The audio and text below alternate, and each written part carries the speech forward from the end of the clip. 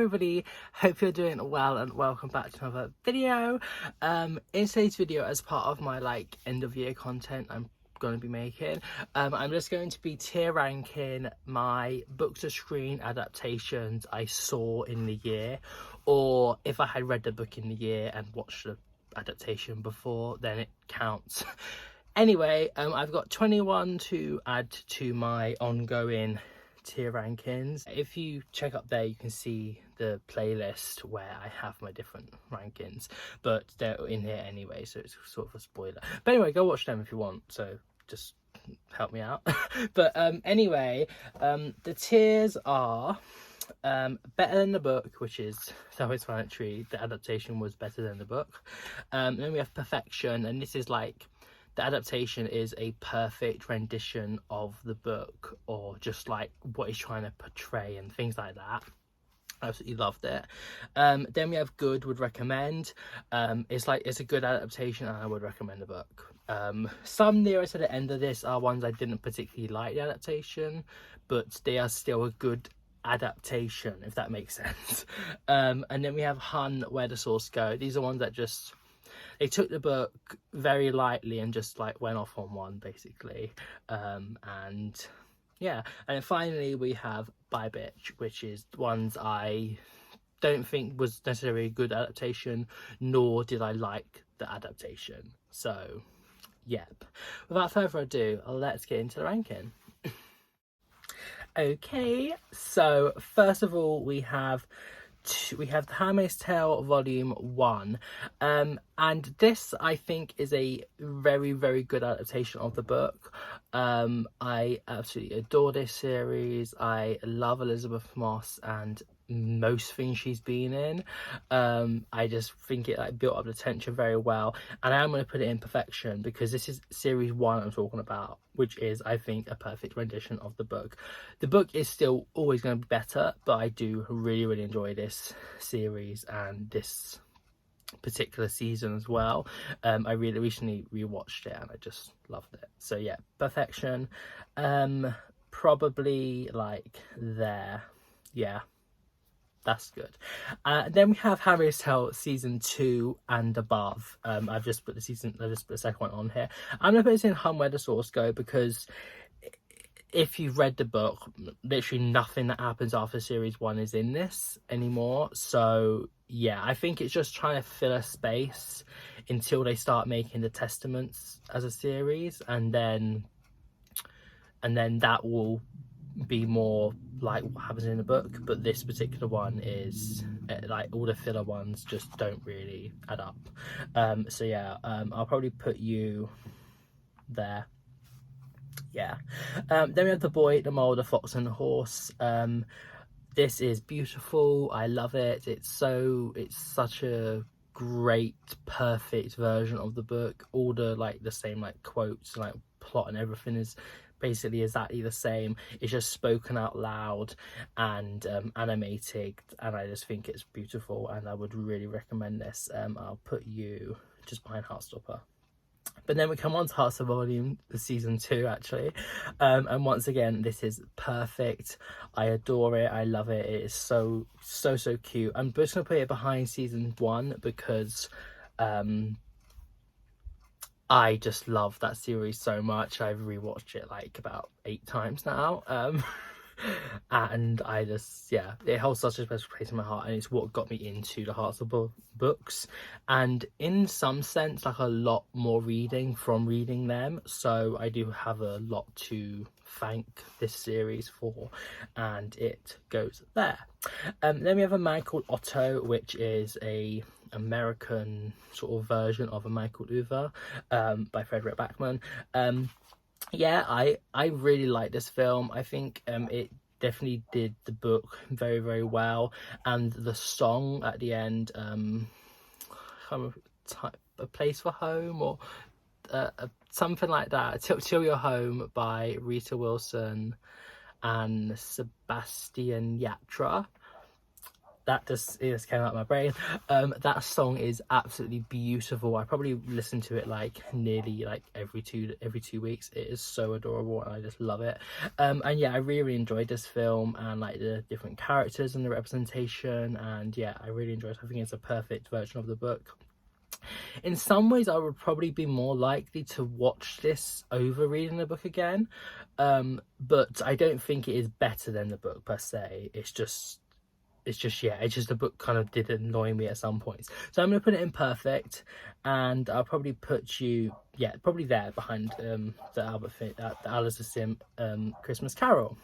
Then we have Where the Crawdads Sing. I adore this book. I reread it last year, and that sounds weird calling in 2023 last year, but yeah, I did. And I read it for the first time in 2022.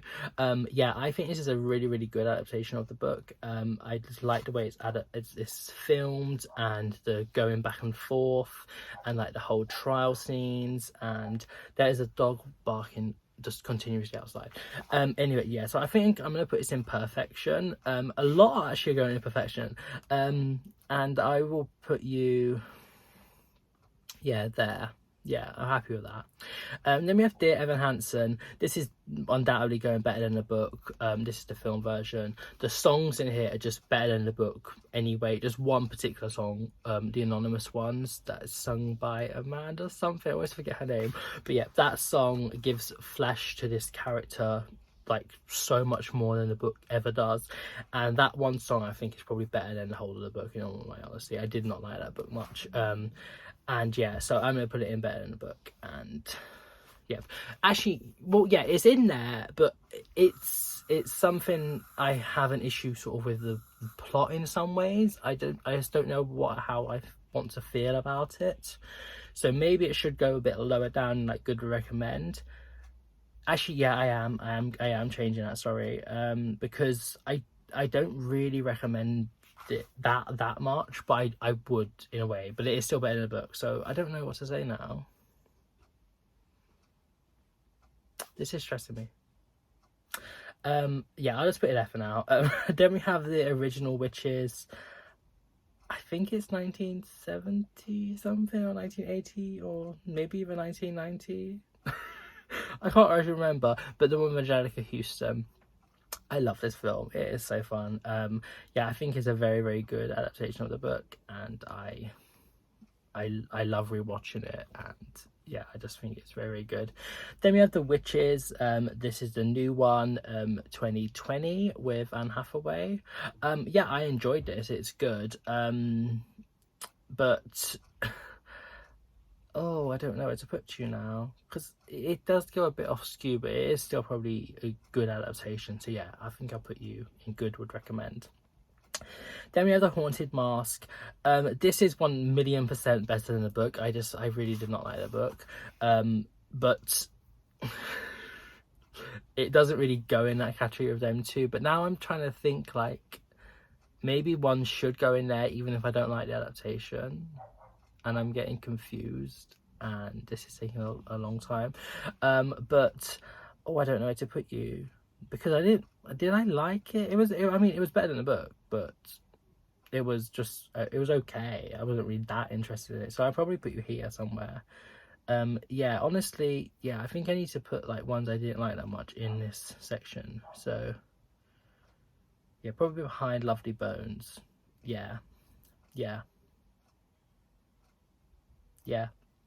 Then we have Matilda, the one with with, I can't remember the main girl's name, but it has Pam Ferris in as Miss Trunchbull, and that is just, she is such a mood, she is such an icon. I love this film. I love this film so much. It's definitely going in better than the book. I just have so much like history with it in a way, and I just love it. I love it. Yeah, I love the songs and just Miss Honey, and yeah, she is like the definition of a cottagecore lesbian, even if she's not described as one. And yeah, Miss Trunchbull, just everything she does is just so humorous and so funny, and I love it. I absolutely love it. Then we have Matilda the musical. This I'm putting in How May the Source Go because it it differs quite a bit from the book, but it's still really, really enjoyable, and I did like it. And you can go, yeah, probably there. Yeah, and with Emma Thompson, I love Emma Thompson, and yeah, I think I'm happy with that. Then we have The Wonder. This is a, sorry, I've got like something in my eyelash or something, but anywho, doesn't matter. The Wonder. Sorry, I just forgot what book I was holding. The Wonder. Where Shall You Go? I think it's a good adaptation of the book. It sort of builds this like sense of like claustrophobia in a way, and like tension, that's the word I'm trying to think of, and stress. But they did miss out a scene which I think was one of my favorite of the book, because it for the reader, it really like turns you and you're like, okay, I get what's happening now. And because you're watching it the whole time, you don't really get that like snap moment. So I'll probably put it in good or recommend, and I'll put you there. Yeah, I'm gonna change Leah Evan Hansen to probably behind Lovely Bones. Yep. Then we have I Want to Eat Your Pancreas. This is based off a manga. Yeah, I read this when I went to see my sister. It was really, really cute, and it was a very, very good adaptation of the book. I know that for sure. I sort of have forgotten parts of it in a way, just because I watched this in like March, I believe, and it didn't exactly stick out to me that much, but I did know it was very like cute and sad, and it did stick to the plot of the manga very well. So I'll probably put you in good recommend, and I'll put you there. Then we have Big Boys. Okay, here's the thing. This shouldn't really go on here because it's not any adaptation of any particular book. However, the creator and narrator Jack Rook wrote Cheer the F Up, which is one of my favourite books ever. And if you watch the series and you've read the book, there is quite a few similarities in it, and it's not like he's saying it's based on his life. It's not per se, but some of the things he deals with, the main character Jack in the book, about like dealing with losing his dad, and like grief, and like understanding your sexuality, and like issues with coming out and going to university and making friends, and like dealing with like mental health, like a friend that has like bad mental health and different things like that. And there is some actual direct quotes from his memoir, self-help book.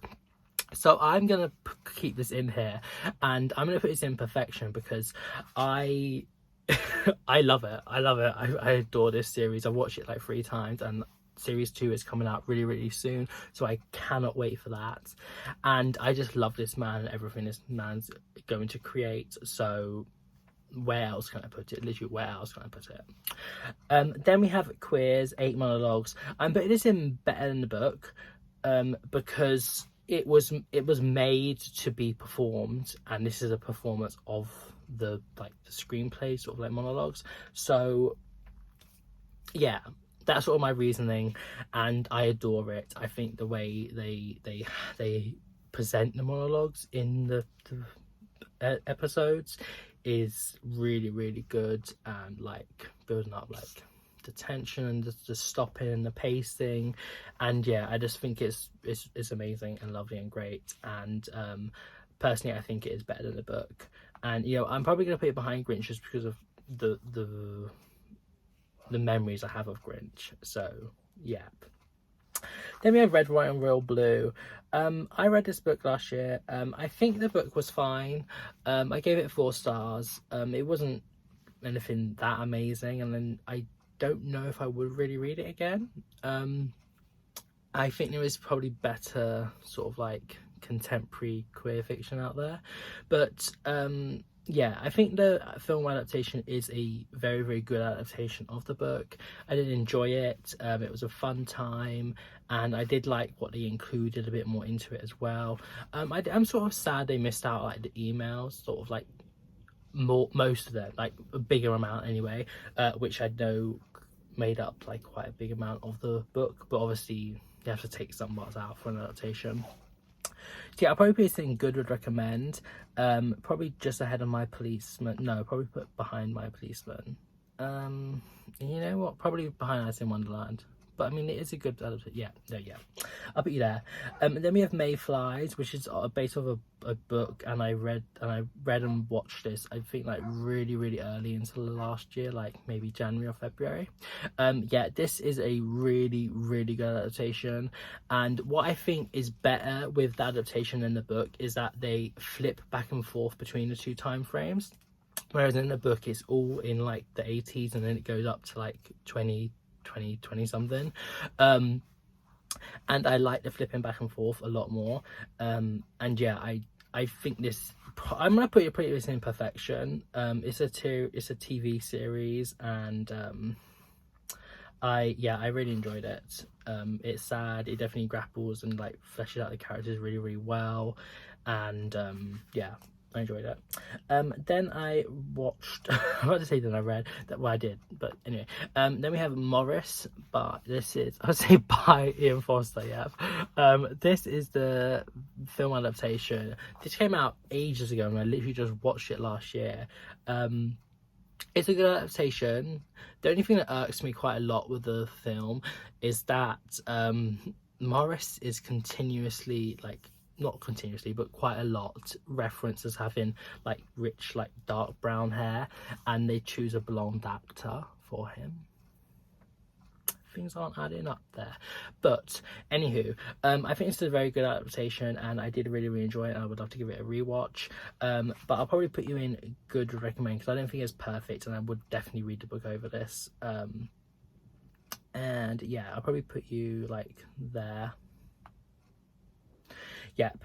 Then we have The Colour Purple. This is the original one, with Whoopi Goldberg and Oprah Winfrey, and I can't remember Sissy's name. Not Sissy.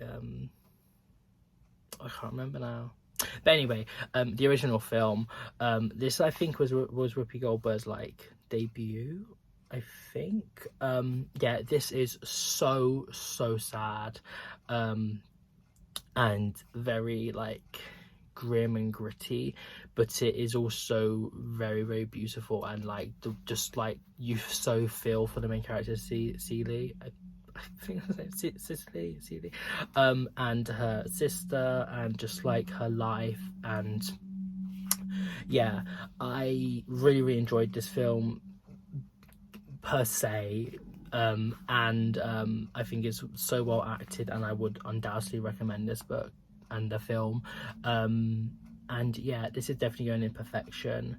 I'll probably put you like there. Yep, I'm really happy with that. And then we have I'm just gonna say the French film version of Lie With Me instead of trying to mispronounce the actual title of the book. Let me just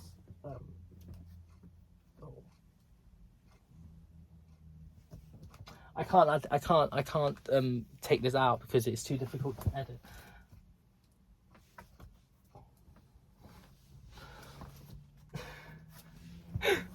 I have the French version of Lie With Me, as this is like the book. It's in French, I can't read it, but I don't know why I said that. But anywho, I can't cut that out. So yeah, this is, I think it's a very, very good adaptation. Maybe some of like the writing on site maybe was like lost in like nuance with the subtitles, but I would still undoubtedly read the book every single time over watching this film, or probably any film adaptation of it. I just think the book, the way it's written and portrayed and put forward, is just so beautiful. And yeah, so I'll probably be a good recommend. Maybe behind my, no, and he also did change a few things as well, behind Alice in Wonderland. And yeah, but that is the final rankings. We don't have any new favorite top spots. I don't think I ever will, but we do have 2 more added to that tier, and we don't actually have any Buy Bitch books. So yeah, the lowest rated new one is Handmaid's Tale season 2 and above, and that's just because it doesn't really go with the book, but it is still good. I really hope you enjoyed today's video, and that's all I really have to say for the outro. Come back soon for another end of year content video, and also I need to do my January wrap up, so yep. Anywho, enjoy the rest of your day, have a nice morning, even though wherever you are in the world, and I shall see you very soon. Bye.